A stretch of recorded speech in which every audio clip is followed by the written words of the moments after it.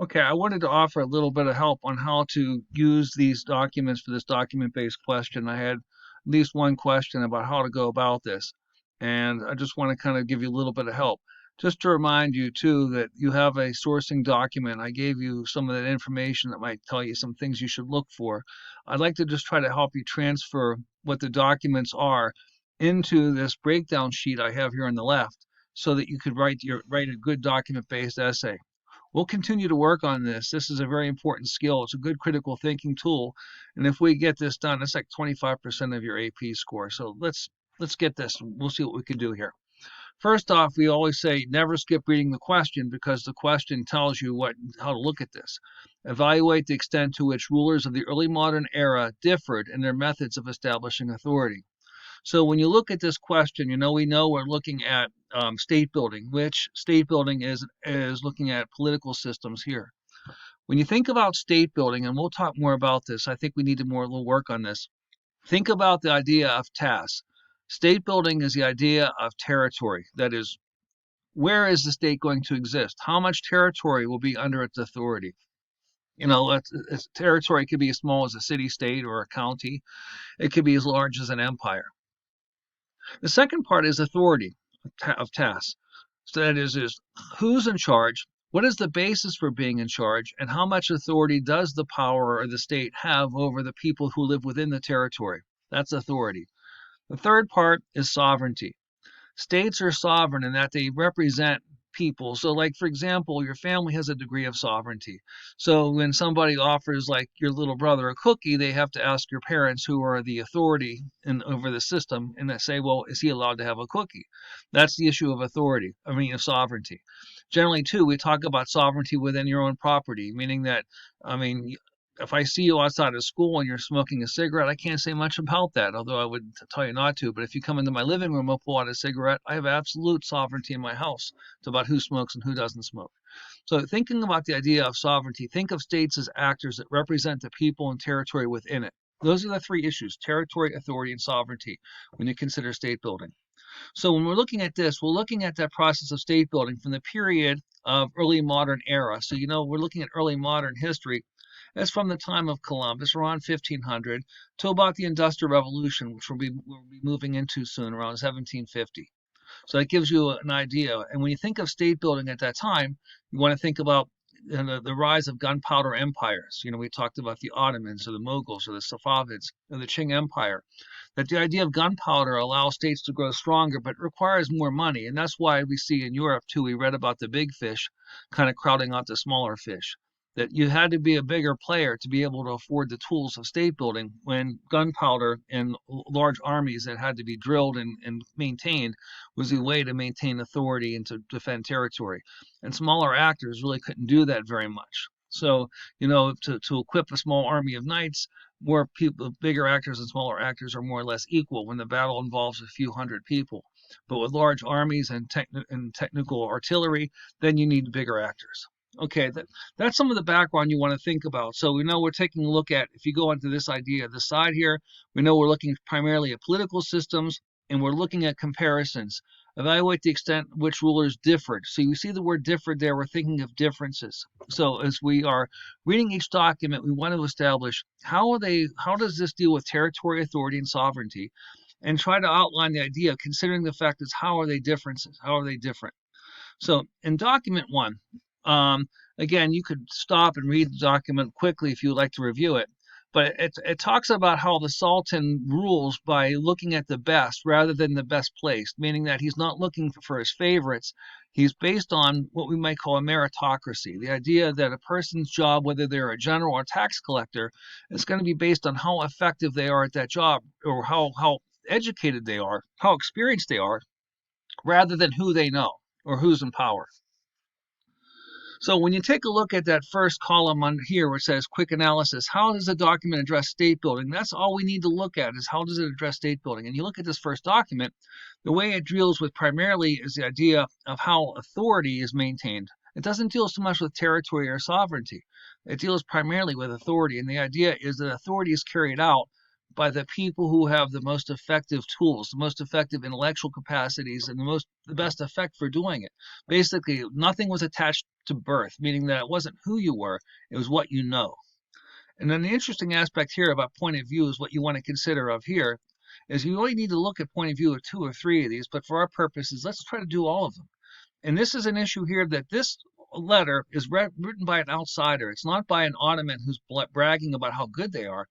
So we have a little bit of issues of sovereignty here because it's an ambassador of another country. That the Ottomans had been a rival of the Austrians and had just fought a really catastrophic war with them.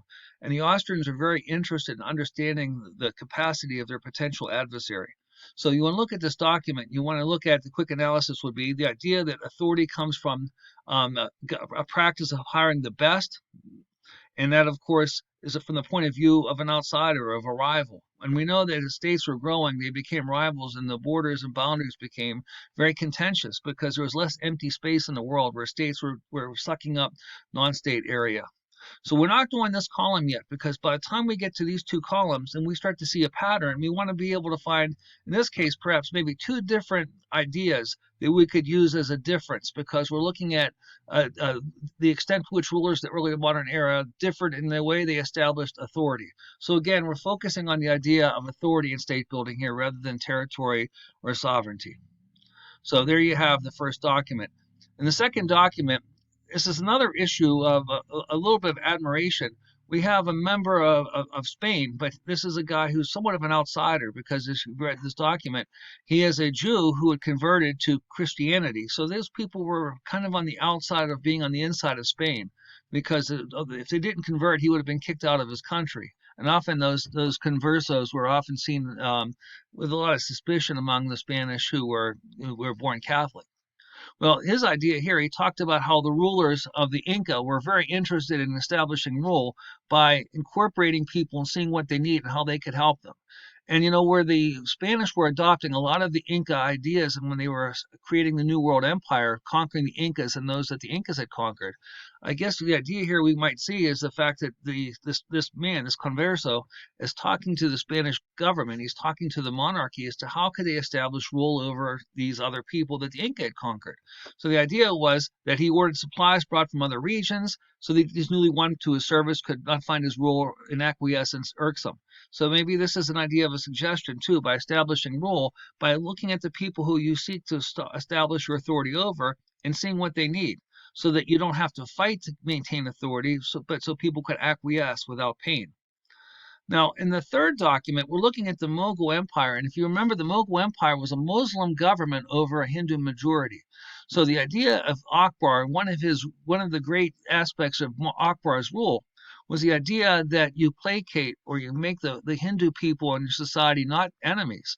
That because in this question, Jahangir was asked, the son of Akbar, why would he not attack the Hindus? Why would he kind of put up with the idolatry of these Hindu temples? And he had argued that that Akbar had said, we don't want to make enemies of all these people, that there's other people beside Muslims here. And if I govern by motives suggested by your inquiry, I'd alienate a majority of these people. So the idea, again, is this issue of religious tolerance. In some societies, religion was a very powerful tool in maintaining solidarity. For example, in the Ottomans, it was a Sunni Islam. But Akbar couldn't do that. The raw material of state building of religious homogeneity, the societies being religiously homogeneous, didn't exist. So what he had to do was he had to kind of accomplish the idea of an empire that religion would not be the primary glue that would hold society together, but the idea of tolerance of different religions. So there is the idea of establishing authority again by not alienating people, but by understanding their differences. Now, document 4 is interesting because it deals with one of the ideas that the Age of Reason philosophers would challenge. Maybe you could put that in the back of your mind when you want to be more sophisticated in your argument. But King James and some of the work of King James was based on this idea that God had made him king, and being made by God required that all people would have to absolutely believe what he had said and done, and that his authority should be unchallenged. We're talking about legitimacy, or the legal right to rule. The focus on document 4 was what gave King James the right to rule, and he claimed it was God. So since it was God, anything he does should be accepted by people regardless of how popular it is. A piece to note is that King James's son Charles would be beheaded because of his fight with Parliament and his insistence on divine right monarchs. These monarchs would be the last divine right monarchs in English history, by the way. So when you consider the issue of point of view, the point of view of document 3 is that of the monarch himself legitimizing his own rule, and it's based on divine right. So the idea here is, the summary is that in some societies, people argue that the king was made king by God or some mandate of heaven. In this case, divine right. It's kind of similar to how the Chinese believe that a mandate of heaven had given their kings the celestial right to rule over their people. So the idea here is that the point of view is that of the monarchy. So there we have divine right. So moving into document 5, it's a picture of a siege. Now, it doesn't appear very well if you had a black and white copy, but this looks a lot more like the idea of creating an army and territory. That, of course, to create a siege of this size and you can see gunpowder here too, reflects the fact that creating large empires required the efficient collection of taxes and well-trained armies. And of course, the conquest of the monarch, or in this case, the sultan, would legitimize the authority.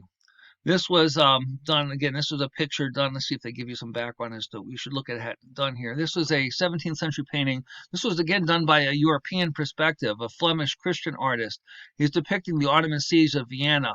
Okay, and this was the last Ottoman incursion into the Austrian Empire, which did fail, but it was an interesting piece. So you could take a look at the point of view. Again, it's a European point of view, but it's looking at the Turks who are in the background sieging the city of Vienna, which is in the foreground. And again, so you have a point of view of a European, but again, it's the large number of soldiers who are well trained and, of course, have to be financed by a well established authority like the Sultan had in the Ottoman Empire. So that's document 6. Document 7 or document 6 is an etching right here. That was document 5. This is an etching done of the Palace of Versailles. And remember, we talked about how architecture was often used by monarchs as a way to legitimize their authority, because when people would approach a palace like this, I think our buddy Heimler said this, it's like, wow, that guy he's large and he's in charge. You build a building that makes you feel small. The building itself represents a sense of being smaller in the face of something larger. This is a trick. It's as old as building the pyramids, that when people work together to build something, it reflects the fact that a person individually is small in face of the larger authority, which is representing as sovereign in these large pieces of large edifices. A lot of big palaces were built in the 18th century. The Hermitage in St. Petersburg would be another example. Buckingham Palace in England. So palaces became ways that monarchs legitimized their authority. Architecture and art would also do the same. Now, document 7 is the sacred edict from the Qing emperor. Okay, so the idea of how you instruct people as to how they should live and how they should live under authority. Esteem most highly filial piety and brotherly submission in order to give due importance to human moral relations. Remember the idea of Confucianism, which is really the glue that keeps Chinese civilization going for thousands of years, was the idea of filial piety and everybody knowing their place in society. So you have these 14 points that talk about the way that people are instructed for local rituals and how to maintain harmony within society.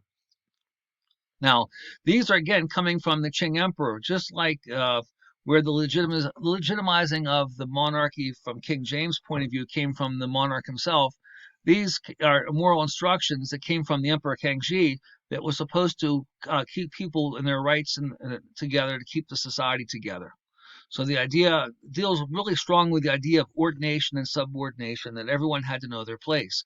And again, just like King James's document, which you might see some similarity, it's the idea of God and king creating order among people, and that all benefit when everyone knows their place. So there you have it. There's a number of 7 documents there.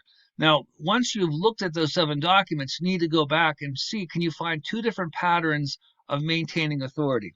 And there's a couple of things you could see. Again, for it to be a pattern, it has to be seen in at least 2 documents. If I'm looking at this document on divine right from King James and document 7, all deal with the idea of authority and subordination, and instructing people is to understand that there's a certain line in order to create order, and all benefit from understanding and respecting their place in the cosmic order. Other issues deal with the idea of showing respect to people and understanding what and meeting their needs. So if you take a look and you compare these 2 different ideas, one coming from the monarch and how they believed their authority was legitimized, and another dealing with the people and placating the needs and interests of people, there you have it. There's two different patterns there, and you could use your